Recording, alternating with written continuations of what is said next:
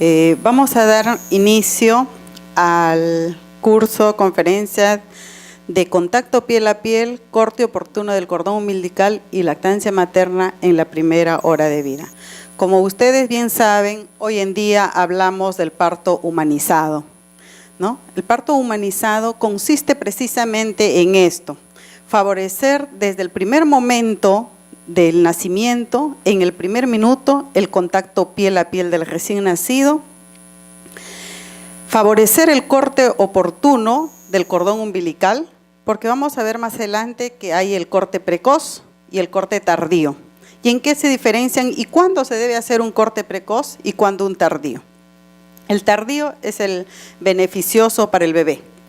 La lactancia materna se remonta a siglos de siglos desde el inicio de la humanidad, pero aunque parezca mentira, a estas alturas, en el siglo XXI, aún tenemos muchos problemas con la lactancia materna, y más aún en las ciudades, ¿no? Donde hay mayor información, quizás probablemente porque las madres trabajan, ¿no?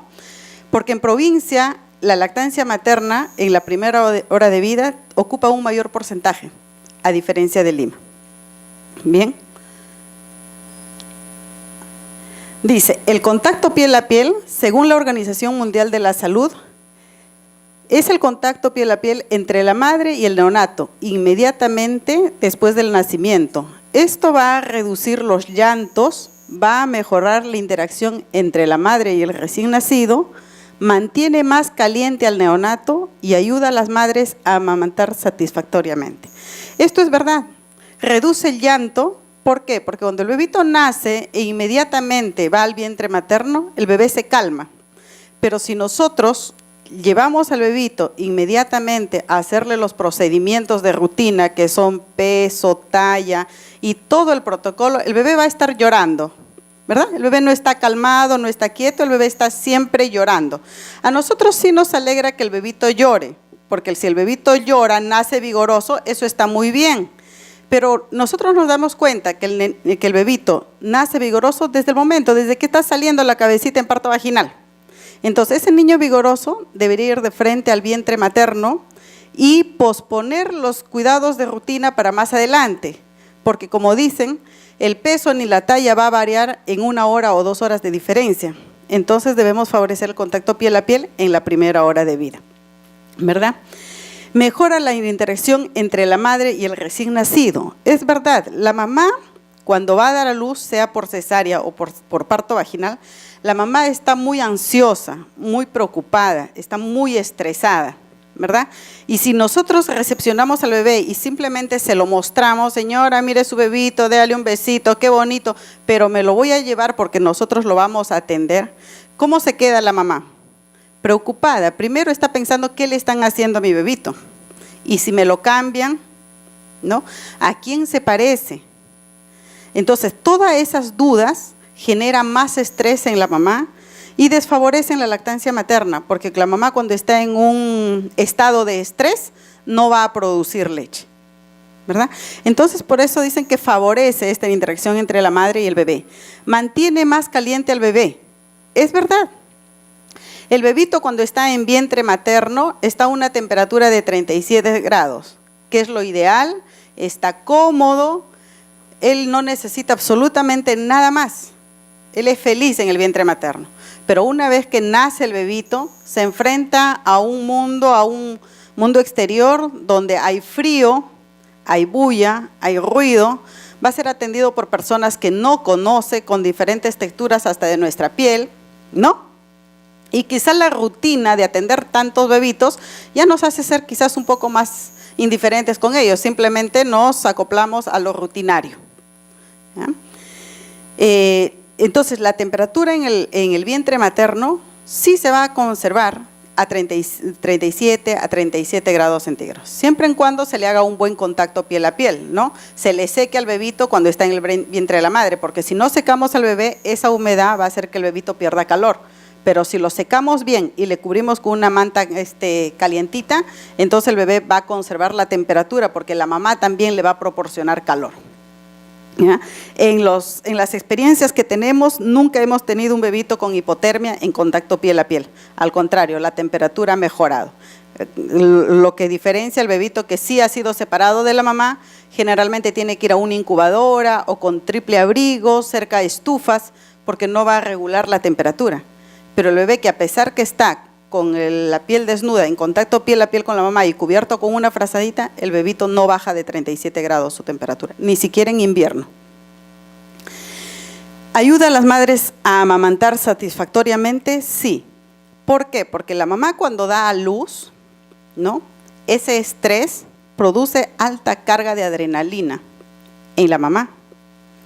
Y apenas nace el bebito, ese contacto que tiene con el bebé hace que esta carga de adrenalina disminuya y empiece a producir la mamá las hormonas de la prolactina y la oxitocina. La oxitocina, dicen, es la hormona del amor, que va a favorecer este vínculo y hace que la mamá empiece a producir mayor cantidad de leche. Y el bebito en contacto piel a piel inicia una lactancia precoz, inmediata, empieza a succionar, empieza a abrir conductos, empieza a fluir la leche y el bebito en la primera hora de vida va a estar lactando, ¿no? Y eso también tiene grandes beneficios para el bebito, ¿no? La lactancia precoz, ¿qué va a iniciar? Con un calostro. El calostro tiene un efecto laxante que va a permitir que ese meconio, que a veces es ligoso, sea fácilmente expulsado, ¿no? Entonces con eso ya estamos previniendo, miren que estamos previniendo una obstrucción intestinal por meconio, estamos previniendo una hiperbilirrubinemia, porque la bilirrubina se elimina a través de la deposición, a través de las heces, ¿no? Entonces la lactancia materna va a hacer que este niñito se adapte adecuadamente a la vida extrauterina, incluso sin presentar signos de alarma como la hipotermia, la hipoglicemia, la hiperbilirrubinemia, ¿no?, obstrucciones, etcétera, etcétera. Por eso se recalca tanto y hoy en día tanto se habla de la lactancia materna en la primera hora de vida. ¿Qué es el contacto piel a piel? ¿En qué consiste? Yo les he puesto aquí dos imágenes para que ustedes puedan ver que sí se puede hacer contacto piel a piel en parto vaginal y en parto por cesárea. Anteriormente era un poco difícil hacer el contacto piel a piel en cesárea, porque ustedes saben que hay un equipo multidisciplinario, ¿verdad? Están los anestesiólogos, están los ginecólogos, entonces anestesio generalmente no nos permitía hacer esto, ¿no? Porque incomodaba, nos decían que estresaban a la mamá, etcétera. Gineco, por su parte, es incómodo porque el contacto piel a piel en caso de cesáreas es, miren, por los hombros de la mamá directamente al pecho, ¿no? Y los ginecólogos están trabajando, están todavía terminando de suturar y eso a veces incomoda, ¿no? Y esto cuando jalan, empiezan a suturar, empiezan a golpear a veces la cabecita del bebito y nosotros tenemos que poner el brazo, proteger la cabeza del bebé para que no sea golpeado en ese momento. Pero sí se puede hacer y hoy en día, por ejemplo, en el Hospital 2 de Mayo, en todos los partos por cesárea se hace el contacto piel a piel y con bastante éxito. Solamente lo suspendemos cuando la mamá está indispuesta, porque a veces por efecto de anestesia, ¿no? Cuando la mamá está indispuesta o cuando el bebito no está en condiciones, porque ambos tienen que estar en condiciones para favorecer el contacto piel a piel. En parto vaginal es más práctico, ¿no? Hoy en día se ve, apenas nace el bebito y el bebé nace vigoroso. Un bebé vigoroso es aquel bebito que nace a término, con buen llanto, ¿no? Y buen tono muscular. Entonces, nace el bebé y nosotros vemos que el bebito tiene buen llanto y buen tono muscular, inmediatamente es colocado al vientre de la mamá. En contacto piel a piel directo, se le cubre con una manta esterilizada y precalentada para conservar el calor y se le hace el secado, ¿ya? Como el bebito está vigoroso, está llorando y se le está atendiendo, es en este momento donde el gineco no pinza el cordón todavía. El pinzamiento del cordón se va a dar más adelante, que lo vamos a ver, ¿ya? Entonces se seca el bebé, luego se retira este campo húmedo y se le cubre con otro seco. Y si es posible, se le pone un gorrito al bebito y se mantiene ahí en contacto piel a piel hasta que termine el proceso del parto o hasta cuando la mamá también esté en condiciones, ¿no? Hay momentos en que a veces la placenta no es alumbrada rápidamente o tiene cierta dificultad y nos piden retirar al bebé para que puedan atender a la mamá. En esos casos hay que retirar porque prima la salud materna, ¿verdad?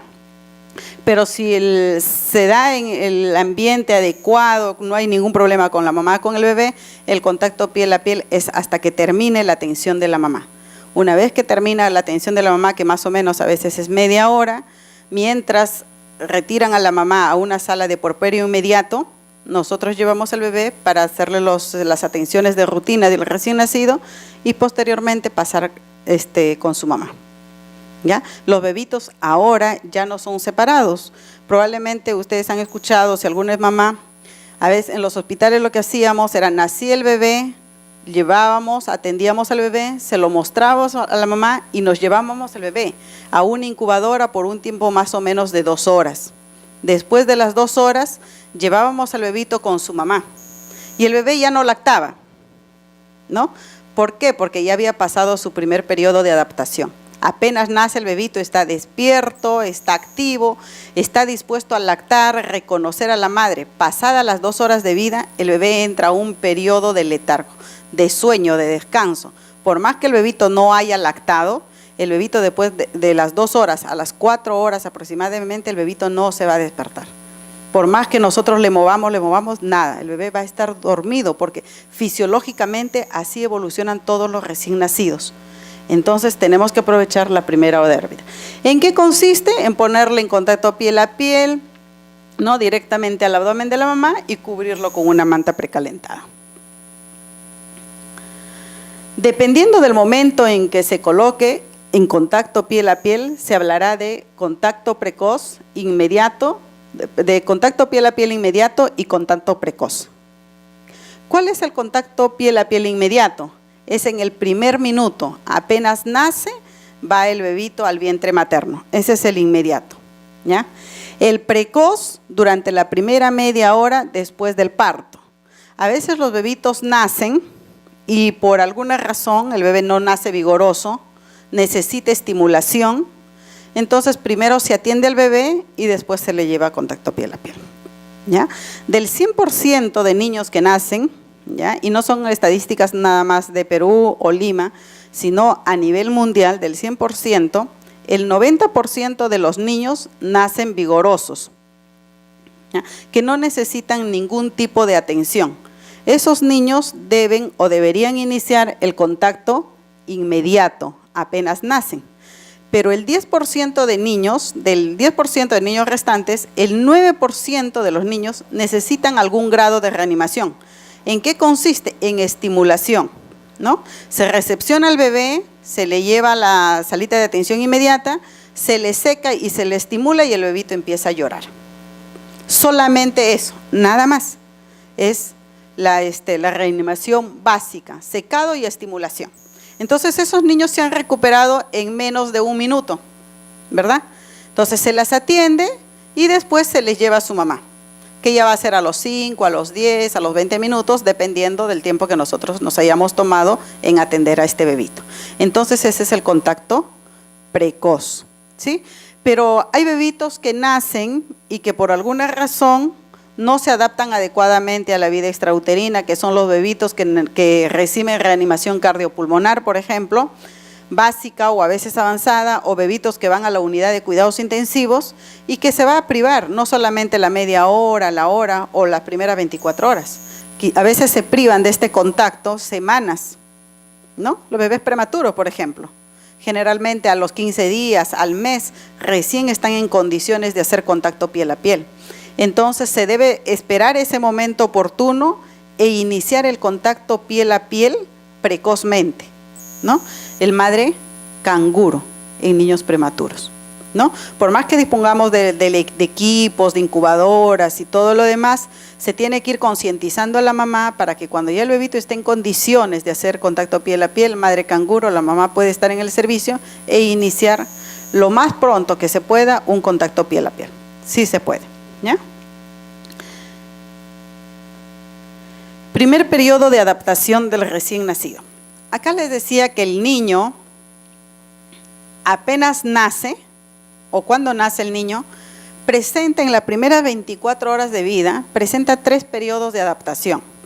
El primer periodo es desde que nace hasta aproximadamente 2 horas.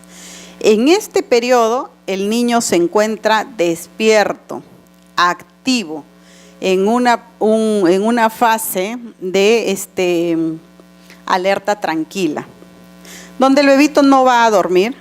Entonces el bebé está dispuesto o con toda su capacidad para iniciar una lactancia materna. La frecuencia respiratoria va a estar un poquito elevada, la frecuencia cardíaca va a estar un poquito elevada. Y pasado este periodo, el segundo periodo de adaptación, en el segundo periodo de adaptación, que es más o menos de las 2 horas a las 4 horas, el bebito, algunos consideran hasta las 6 horas, el bebito se duerme. No hay forma de estimularlo. A veces no, ustedes no sé si han visto que se le hace cosquillas en el pie, se le estimula, se le mueve. No, nada. Yo a la mamá le digo, o a las colegas le digo, si no le han hecho lactar en la primera hora de vida, no esperen que después de las 2 o en la tercera hora lacte el bebito, porque así lo muevan con grúa, el bebé no se va a despertar, porque el bebé está en un sueño profundo. Ha llegado cansado, agotado, después de un largo trabajo de parto, que en las primeras horas el bebito fisiológicamente no duerme por una alta carga de adrenalina, que pasado ese periodo el bebé entra en un estado de reposo, ¿sí? Entonces lo que tenemos que aprovechar es la primera hora, la lactancia materna, porque en la segunda, si no le hemos hecho lactar en las primeras horas, ese bebito en la tercera, en la cuarta, en la quinta hora de vida no va a lactar y el bebito nos va a hacer hipoglicemia. ¿Ya? ¿Por qué? Porque se encuentra en un segundo periodo. Y el tercer periodo ya varía de las 4 o 6 horas para adelante, hasta las 24 horas, donde el bebito nuevamente despierta, entra en un segundo periodo de alerta, ¿no? Ya empieza nuevamente a llorar, a estar despierto, a lactar, a succionar. Ese es en un tercer periodo. Entonces, en el primer periodo nosotros tenemos que aprovechar al máximo para el contacto piel a piel, para la lactancia materna, ¿ya? En este momento el bebito va a interactuar con la madre, va a hacer un reconocimiento con la mamá, ¿ya? Y la mamá también con el bebé. El bebé a través del tacto, a través del olor, reconoce a la mamá, ¿ya? Por eso cuando se le hace el secado, por ejemplo, al bebito, no se le seca la manito, se le seca todo el cuerpo menos la manito. Y la manito lo tratamos de colocar en el seno de la mamá. Entonces el bebé con ese olor, porque reconoce el líquido materno, el niño va a llegar hasta el pecho de la mamá raptando y va a lactar solo, ¿ya? Y se va a acoplar adecuadamente. Este bebé rapta sobre el abdomen de la mamá, demora más o menos media hora a 40 minutos, solo el bebé colocado en el vientre en llegar hasta el pecho. Empieza en todo ese proceso con impulsos, pataditas, empieza a raptar y llega hasta el pecho de la mamá y empieza a lactar. Beneficios del contacto piel a piel precozmente. Favorece la colonización del recién nacido con los gérmenes maternos. Y nosotros diremos, ¿pero por qué? ¿Cómo que el niño se va a colonizar de gérmenes maternos, de germen? No nos olvidemos que todo el ambiente está lleno de gérmenes, un hospital aún más, ¿no? El personal de salud, por más que nos lavemos la mano, nos coloquemos guantes, lo que le transmitimos al niño son gérmenes hospitalarios. Y a veces estos gérmenes son agresivos, pero los gérmenes de la mamá no, porque el niño está preparado. El niño está preparado para estos gérmenes maternos. Ya la mamá le ha proporcionado anticuerpos y a través de la lactancia materna también la madre le proporciona anticuerpos. Y que este niño empieza a colonizar sus propios gérmenes para defenderse de los ataques posteriores que van a haber. Porque recuerden que el niño nace indefenso. La inmunología del niño, su sistema de defensa, se termina de desarrollar a los 2 años de vida, ¿ya? El niño, por más que nazca a término de 39, de 40 semanas, no nace con el sistema inmunológico desarrollado. Por eso que se dice que la lactancia materna exclusiva debe ser hasta los 6 meses y complementaria hasta los 2 años, porque es la única forma de proporcionarle anticuerpos al bebé. Por eso que se considera que la leche es como una vacuna para el bebito, ¿ya? Entonces, todas las mamás deben dar de lactar complementariamente hasta los 2 años. Después de los 2 años, el niño se empieza a defender solo inmunológicamente. Pero hasta los 2 años, solo la mamá le transmite los anticuerpos. Disminuye los niveles de estrés en el recién nacido por la disminución de cortisol en la sangre. Esto es verdad, les decía que con el estrés, ¿no?, aumenta el cortisol, aumenta la adrenalina, aumenta la noradrenalina y el bebito y la mamá están con alta carga de estas hormonas.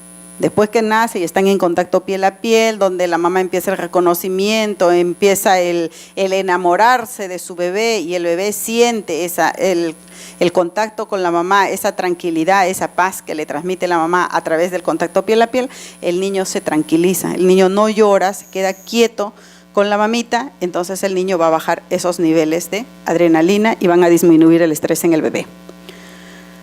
Facilita la regulación térmica, lo que disminuye el consumo energético, disminuyendo el riesgo de hipoglicemia y mejorando la adaptación metabólica.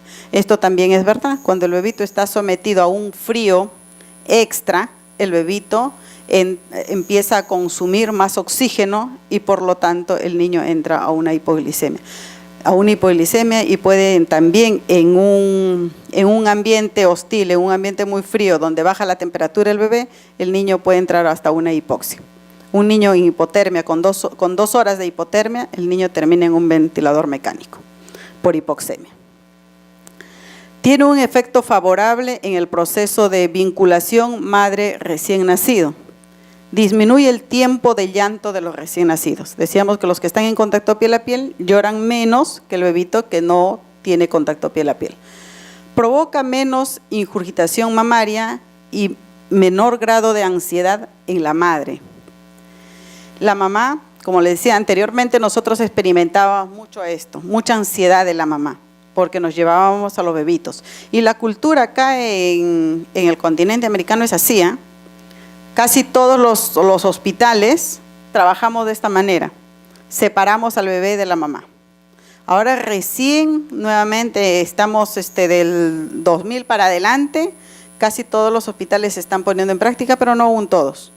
Pero al siglo anterior, que estábamos en el 90 y los años, se trabajaba separando al bebé. Si han tenido niños deben saber que el bebé no fue a contacto piel a piel directo. ¿Ya? Favorece el agarre correcto al pecho, también. El bebé, a veces nosotros nos preocupamos por la forma de pezón de la mamá, ¿no? Pezón plano, pezón invertido, y nos preocupamos. No, el niño cuando nace y se va a adaptar a la forma de seno, porque el niño no sabe si la mamá va a tener un pezón adecuado, un pezón invertido, grande, pequeño, el niño no sabe. El niño nace y en el primer contacto se adapta al tipo de pezón que tiene la mamá y mejora la lactancia, cosa que si el bebito es separado y nosotros le proporcionamos leche, sea por vasito, sea por jeringa, el niño automáticamente es confundido y cuando nace, va al pecho, ya no quiere succionar, porque lo que él está esperando es abrir la boquita para que le caiga la leche, ¿no? Y cuando le ponemos al pecho, el niño empieza a renegar, empieza a pelear, empieza a llorar, y entra en una angustia la mamá y el bebé, ¿no? Y se hace la lactancia materna más difícil. Bien, vamos a entrar a lo que es el corte del cordón umbilical. El corte del cordón umbilical también a través de los años ha experimentado diferentes situaciones. A finales de los 90, a inicios del 2000, se empezó a hacer el corte de cordón umbilical tardío. ¿En qué consistía? Anteriormente nacía el bebito, inmediatamente se cortaba el cordón y nos los entregaban para nosotros atender al bebé. Después, a través de estudios se reconoció que esto era perjudicial para el bebito. Los bebitos presentaban mayores porcentajes de anemia ferropénica en los primeros 6 meses de vida y se optó por el clampaje tardío del cordón umbilical. Bien, posterior a ello vienen los estudios, ¿no? Los que empiezan a estudiar y dicen no, el corte del cordón umbilical tardío lo que hace es aumentar los casos de hiperbilirrubinemia, aumentan los casos de policitemia y por lo tanto no está recomendado hacer el corte tardío del cordón umbilical, ¿no?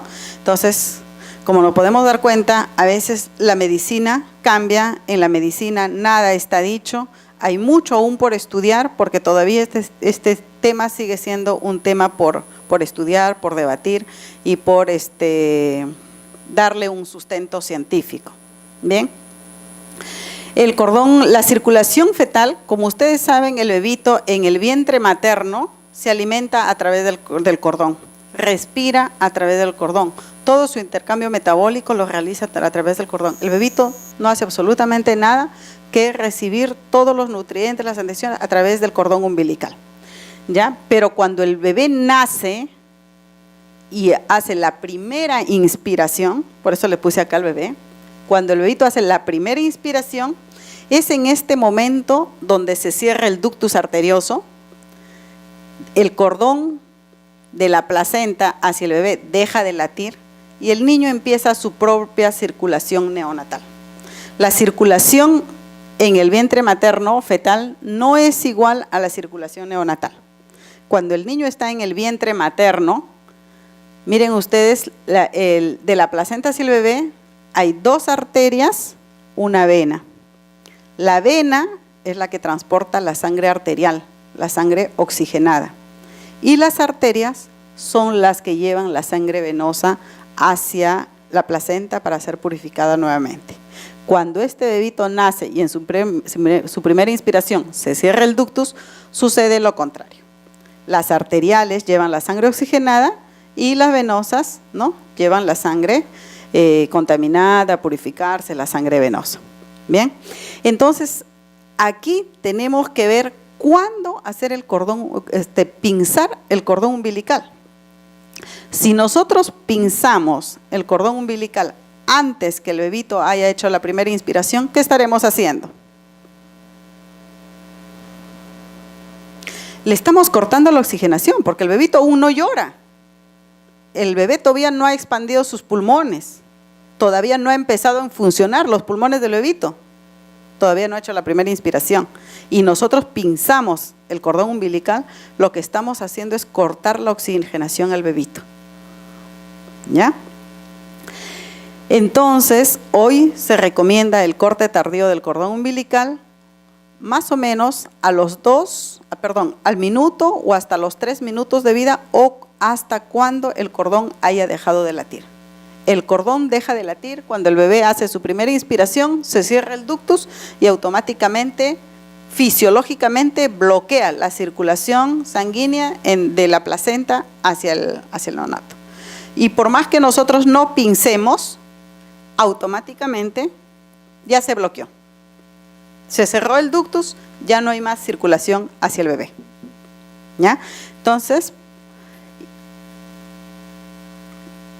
bien, dice, ¿cuál es el momento óptimo del pinzamiento del cordón umbilical para prevenir la anemia ferropénica en lactantes? Pinzamiento y corte precoz. Hablamos no solamente de corte, hablamos de pinzamiento, ¿ya? Porque acá hasta más importante es el pinzamiento, porque si yo pinzo, estoy bloqueando automáticamente, ¿no? Entonces, es pinzamiento y corte. El cordón umbilical es el que se realiza en los primeros 60 segundos tras el parto. El inmediato son los primeros 60 segundos. Y sí se da estos casos. ¿En quiénes se da? En los niños que vienen con antecedentes de asfixia. Los niños que probablemente vayan a necesitar una reanimación cardiopulmonar, ¿no? En la evaluación previa que se hace, ¿no? Está monitorizada la mamá, vemos que la frecuencia cardíaca está bajando, el niño está con un cuadro de asfixia intrauterino, entonces en este bebito no podemos esperar 1 minuto, 2, 3, porque el primer minuto es valioso para él. Nosotros tenemos que recuperar sus funciones vitales en el primer minuto de vida. Si no lo recuperamos en el primer minuto, puede ser en el segundo, tercero, quinto, pero las posibilidades de daño, de asfixia son mayores. En el primer minuto, por lo menos, podemos garantizar al niño que no tenga daños o secuelas posteriores. Es por eso que sí se da el pinzamiento y el corte precoz en niños con riesgo de asfixia. ¿Ya? El pinzamiento y corte tardío se realiza a los 3 minutos después del parto, dice, ¿no? O cuando el cordón haya dejado de latir, ¿ya? Retrasando el pinzamiento del cordón, se consigue mantener el flujo sanguíneo entre la placenta y el recién nacido, y eso puede mejorar la dotación de hierro del niño, incluso hasta los 6 meses de vida. Eso es lo que dice la Organización Mundial de la Salud, y aún es mucho más recomendado todavía en poblaciones vulnerables, ¿no? En países en subdesarrollo, donde el porcentaje de anemia en estos países es altísimo, ¿no? Y esto garantiza a que el bebito por lo menos hasta los 6 meses tenga asegurada o no sufra de la anemia, ¿no es cierto? Obstáculos teóricos para el pinzamiento, les decía anteriormente, les estaba comentando sobre la ictericia, la policitemia y el VIH. Estudios han demostrado que efectivamente hay un ligero aumento, ¿ya? De 2.7% de ictericia que se presenta, hay un ligero aumento a un 4.36%. Sí quiere decir que cuando se hace un pinzamiento tardío, aumenta las posibilidades, pero el riesgo es menor, ¿no? Porque muy pocos casos son las ictericias patológicas, la gran mayoría son las ictericias fisiológicas, y las ictericias fisiológicas, así como aparecen, desaparecen, ¿no? Sin ningún tipo de tratamiento. Las patológicas son las que se presentan en las primeras 24 horas de vida, y en ellos sí hay que ponerle a fototerapia, hacerles controles constantes para evitar un daño neurológico posterior, ¿no? Hay incluso en ictericias patológicas que llegamos hasta el recambio sanguíneo total, ¿no? Pero son muy pocos casos, ¿no? Al año serán 2 en el Hospital 2 de Mayo, no se hacen más. O sea, el riesgo-beneficio no te dice tanto, o sea, no es un riesgo la ictericia como para cortar un cordón precozmente. La policitemia también, ¿no? Los estudios demuestran que aquí sí no ha habido mayor significancia. Lo que sí se tiene que mantener es al bebito al mismo nivel del perineo de la mamá, porque si nosotros levantamos al bebé más arriba de la mamá, lo que vamos a hacer es una transfusión feto-placenta, y en lugar de favorecer que este niño sea favorecido con un porcentaje mayor de sangre materna que le va a prevenir la anemia, al contrario, ¿no? Estamos haciendo una transfusión desde el bebé, desde el neonato hacia la placenta, y lo que le vamos a causar al niño más bien es una anemia, ¿ya? Y si hacemos lo contrario, lo mantenemos al bebé muy bajo del perineo, lo que vamos a hacer es una transfusión adicional de la placenta hacia el bebé, y en esos casos sí vamos a tener la policitemia. Pero si lo hacemos con cuidado, manteniendo en el mismo nivel, colocando el bebito boca abajo en el vientre de la madre, esa transfusión no va a suceder, ni de uno ni del otro lado, ¿ya? En VIH, ustedes saben que la transmisión es vertical. El niño ya estuvo en el vientre materno 9 meses, si hubo algún contagio, algún riesgo, ya lo tuvo, ¿no? Porque el niño no se va a contagiar en un minuto de vida adicional que tiene el bebé con el cordón no clampado, ¿ya? Bien, si hubiera alguna pregunta del cordón umbilical para poder pasar o del contacto piel a piel, para poder pasar al tema de la lactancia materna precoz en este caso. ¿Alguna inquietud? ¿Alguien que hayan visto? ¿Alguno de ustedes trabaja en hospital, centro de salud? ¿No? Hospital. Ya. No en atención inmediata. Sí. Ha variado bastante, estamos cada vez haciendo mayores esfuerzos por iniciar la lactancia, el cordón umbilical, corte del cordón umbilical tardío. En realidad sí se ha mejorado bastante en los hospitales este tipo de atenciones. La lactancia materna en la primera hora de vida. Ustedes ven acá una foto en la cual se le está haciendo lactar, todavía no ha terminado la atención de la mamá y el bebito ya está, ¿no?, lactando. Los bebitos sí, hemos tenido bonitas experiencias en atenciones por cesárea o en partos vaginales, donde el bebito se prende del pecho y no deja, ¿no? Ya terminó la atención a la mamá y el bebé no deja de succionar, da pena quitarlo, pero hay que llevarlo, ¿ya? Pero sí, hay niños que no todos los niños inician una lactancia inmediatamente, pero hay algunos que sí, ¿ya? Se acoplan muy bien al pecho de la mamá. Iniciar la lactancia durante los primeros minutos de vida del bebé fortalece el vínculo efectivo y garantiza un proceso de amamantamiento continuo. Esto es cierto. Yo les decía antes que iniciar en la primera hora de vida la lactancia materna es fabuloso y sí garantiza la lactancia materna en las siguientes horas, en las siguientes semanas y quizás evita el uso de sucedáneos. ¿Por qué? Porque si el bebito lacta en la primera hora de vida, hay una buena estimulación. Al haber una buena estimulación, hay una buena apertura de los conductos mamarios, ¿no? Empieza la mamá a producir calostro, empieza a fluir la producción y la eyección, ¿no? Entonces, el bebito ha lactado la primera hora de vida, luego el bebé duerme y ya no es necesario darle ningún complemento y ni hacerle lactar las horas posteriores. Esperamos que el bebé se despierte, nuevamente le llevamos con la mamá a lactar y el bebito va a seguir lactando. Una, porque ya se abrieron los conductos, la mamá ya está produciendo calostro y el bebé ya aprendió a lactar. Entonces, este bebito continúa su alimentación pura lactancia materna. Cuando la mamá es hospitalizada a alojamiento conjunto, la mamá ya pasa con buena producción de leche y el bebito sabiendo lactar. Pero cuando el bebito no ha lactado en la primera hora de vida, ¿qué sucede? Que como en las 2, 3 y cuartas horas siguientes el bebito no va a lactar y para evitar la hipoglicemia le proporcionamos fórmula por vasito o anteriormente se les daba solución glucosada al 5%, el bebito ha tomado leche o solución por vasito. La leche, la fórmula, la maternizada, es más difícil de digerir. Mientras la leche materna se digiere en media hora, el bebito que ya no tiene nada en el estómago, ya lo eliminó, se digirió, la fórmula demora aproximadamente 3 horas en digerirse. Ese tiempo el bebé ya no lacta y como no lactó en la primera hora de vida, no se han abierto los conductos, no ha habido estimulación, no ha habido producción de leche. Llevamos al bebé a la tercera o cuarta hora de vida para que lacte de la mamá, el bebito no va a lactar, porque cuando se le pone al pecho, el bebito no va a querer succionar, va a estar esperando que le caiga la leche directamente a la boca. 2, esa mamá no tiene los pezones, los conductos abiertos y no ha habido producción de leche, porque la producción de leche es de acuerdo a la oferta y la demanda. Como no ha habido estimulación, no ha habido producción.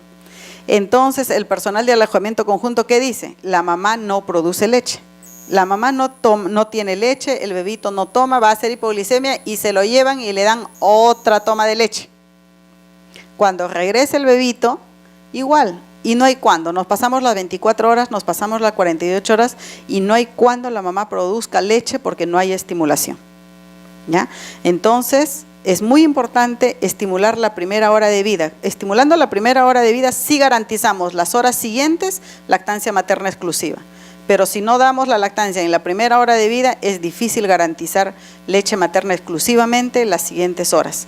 Y a veces ustedes saben que de parto vaginal, la mamá se va de alta en 24 horas y se va de un hospital sin haber producido aún leche, ¿no? O con una producción escasa. ¿Qué hace la mamá?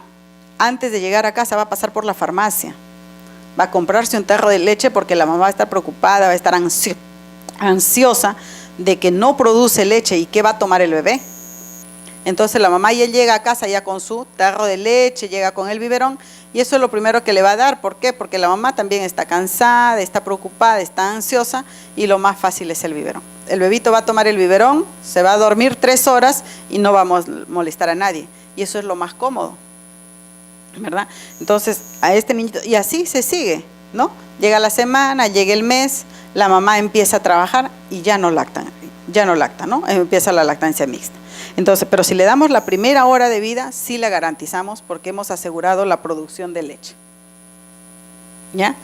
El ciclo de la oferta y la demanda. Yo les decía que la leche, la mamá va a producir leche si es que hay una buena estimulación. Si no hay una buena estimulación, una buena succión, la mamá no va a producir leche. No es que la mamá tenga una alimentación adecuada o tenga unos sones pequeños y que no se ha preparado, no. La producción va a depender de acuerdo a la estimulación, ¿ya? Si el bebé lacta y toma leche, la mamá va a producir esa cantidad que su niño necesita. Pero si el bebito no lacta lo suficiente o le hemos complementado con fórmula y ahí le llevamos al pecho, lo que el bebito tenía que tomar unos 30 centímetros, el bebito del pecho toma 5. Entonces la mamá produce solamente 5, porque produce lo que su bebé necesita, nada más. Ahora con esta experiencia del banco de leche, nosotros del 2 de mayo somos centro recolector de banco de leche. Por ejemplo, ¿qué hace la enfermera trabajando ahí en banco de leche? Está en constante trabajo con la mamá en extracción de leche de los bebitos que están en la UCI, por ejemplo, ¿no? Porque esos bebitos no lactan, no hay estimulación y se le va a secar la leche a la mamá. Cuando el bebito salga de la UCI o cuando necesite leche, la mamá no va a producir porque el bebito no está lactando. Entonces acá las enfermeras trabajan estimulando, extrayendo la leche para que esta mamita pueda ya ir formando su propio banco de leche y pueda ir produciendo. Y mientras el bebito no lacta directamente, estas mamás son las que se están convirtiendo ahora en madres donadoras de leche, porque el bebé no está tomando la leche y a la estimulación está produciendo cantidad de leche. Entonces ahora ya no tenemos ese problema, por ejemplo, de la mamá que tiene el bebé hospitalizado, que la mamá dice, se me está secando mi leche, no tengo leche, señorita. No, ahora las mamás se están produciendo por estimulación, ¿ya? Entonces eso es muy bueno, estimular. Así el bebito no lacte, si por alguna razón el bebé no puede lactar, está hospitalizado, hay que estimularle a la mamá que se extraiga la leche en el día y en la noche. Así no lo puede, así lo descarte, pero que se estimule y se extraiga, porque el organismo automáticamente piensa que hay alguien que está consumiendo y sigue produciendo, ¿no? O como por ejemplo cuando las mamás vienen, se han ido a casa, están en la noche en la casa y vienen al día siguiente. No se extraen la leche toda la noche para que al día siguiente lleguen y en el hospital puedan dejar la mayor cantidad de leche para su bebé. Eso es mentira, porque no han producido durante la noche, solamente ha estado acumulado. Llegan al hospital, se sacan un poquito y se acabó la leche. Pero si la mamá se ha estado extrayendo en la noche, y aunque sea 2 veces en la noche, entonces sigue produciendo. Llega al hospital, tiene leche y sigue produciendo, ¿ya? La producción de leche va a depender de acuerdo a la estimulación, a la succión del bebito. La liberación de las hormonas. En el hipotálamo, la glándula hipófisis segrega prostaglandina, prolactina y oxitocina. Estas 2 hormonas son básicas para producir leche. Si no hay prolactina, la mamá no va a producir leche. Y esto solamente se estimula con la succión. La mamá empieza a producir estas hormonas frente a la succión. Y si no tenemos esta estimulación, no hay prolactina y por lo tanto no hay producción de leche, ¿ya? También con la succión se estimula la oxitocina. La oxitocina, ustedes saben que es una hormona de contracción, ¿no? Entonces, si la mamá está preocupada, está estresada, ¿no? No hay oxitocina, la mamá puede haber producido leche.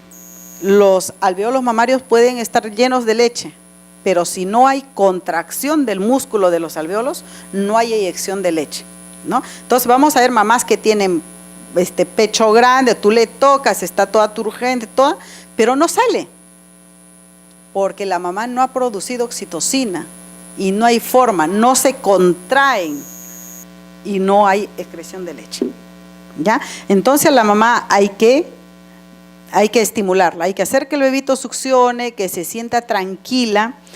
Ustedes saben que para que la mamá dé de lactar, lo primero que le tenemos que decir que ella esté tranquila y cómoda.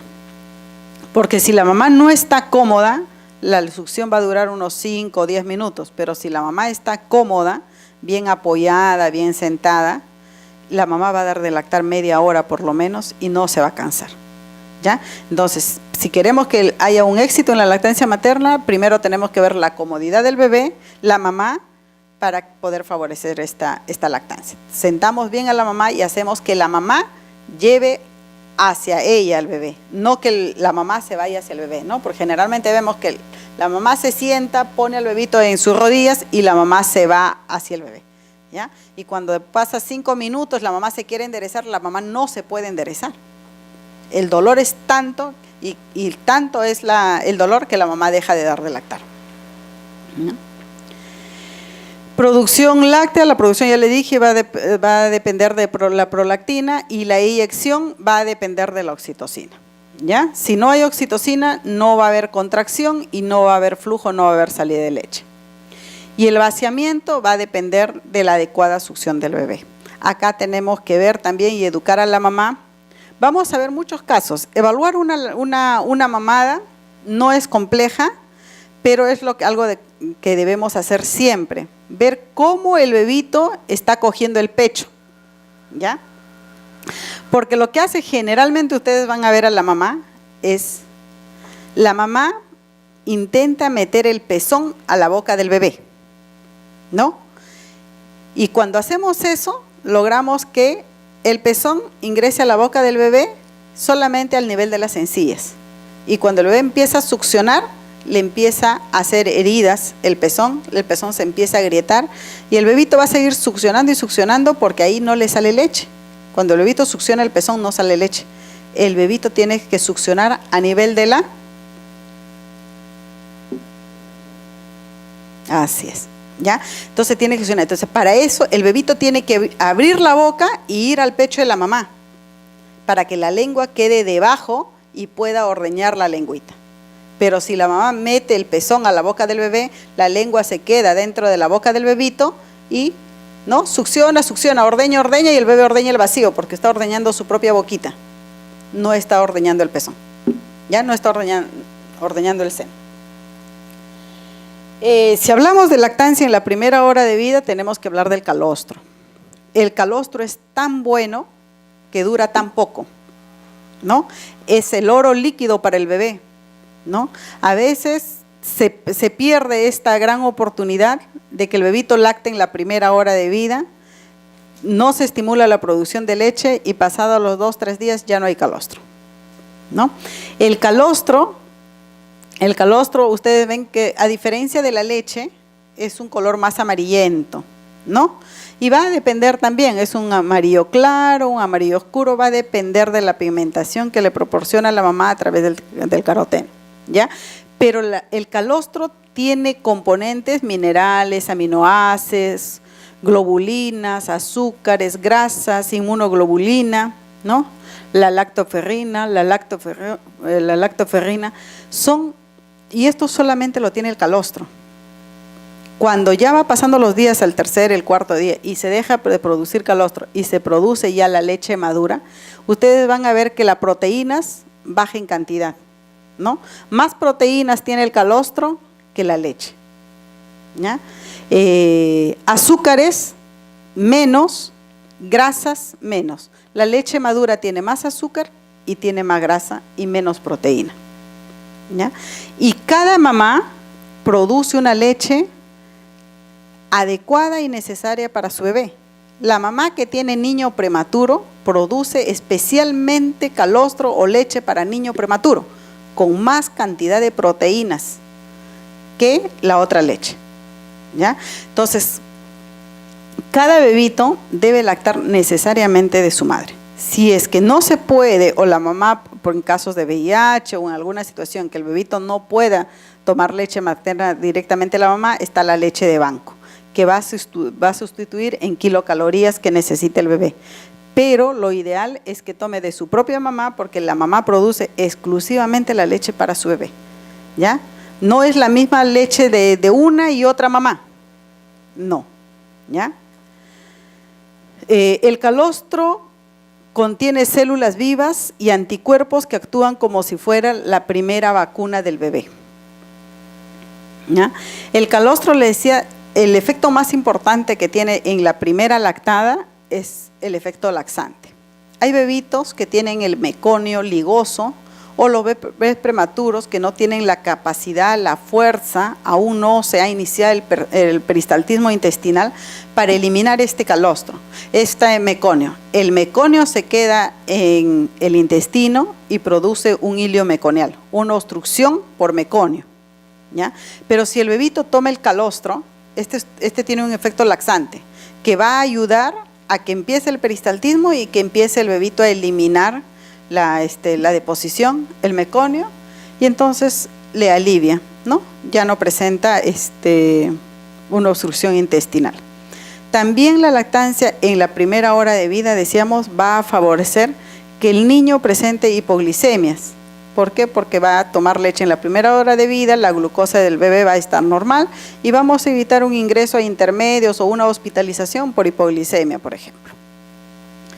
Si el bebito lacta en la primera hora de vida y elimina el meconio, vamos a garantizar que ese bebito no tenga hiperbilirrubinemia o no desarrolle la ictericia fisiológica, porque la poca bilirrubina que está acumulada en los intestinos lo va a eliminar a través de la deposición, ¿no?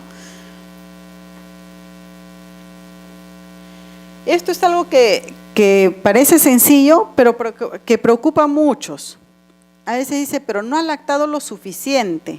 Pero debemos pensar, y si hablamos de la lactancia en la primera hora de vida, miren el tamaño de estómago que tiene el bebito el primer día de vida. Es el tamaño,